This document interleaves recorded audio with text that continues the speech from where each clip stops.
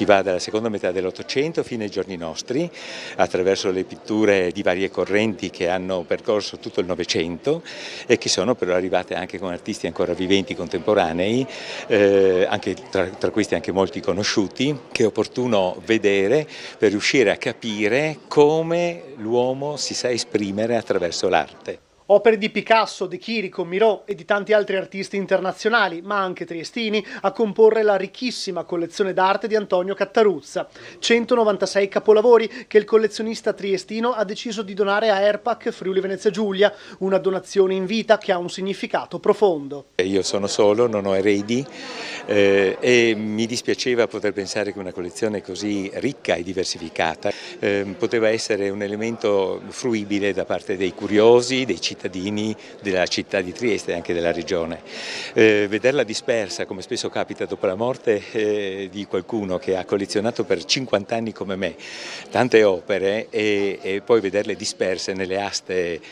magari cittadine o anche diciamo di altre città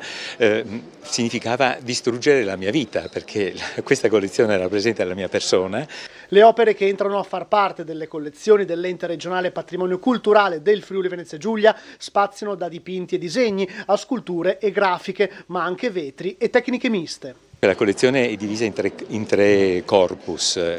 c'è quello circa il 35% sono opere triestine, un 30% di opere di tipo nazionale e un 30% di internazionali. Le opere più significative verranno esposte in modo permanente, mentre invece le altre, a seconda di temi che verranno scelti, potranno essere esposte di volta in funzione delle finalità che chi vorrà esporre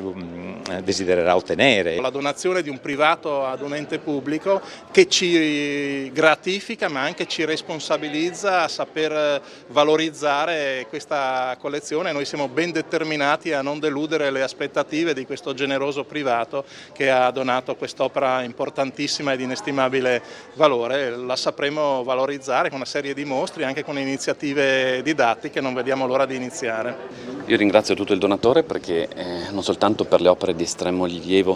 che vengono donate, ma anche perché evidentemente viene riconosciuta anche la valenza delle istituzioni nel territorio, che non è scontata,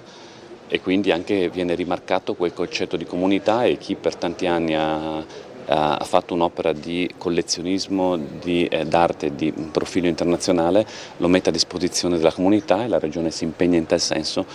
a utilizzare anche i suoi spazi per poterlo offrire alla comunità che ne diventa la proprietaria su volontà del donatore, perché non è la Regione ma la comunità regionale che ne è proprietaria.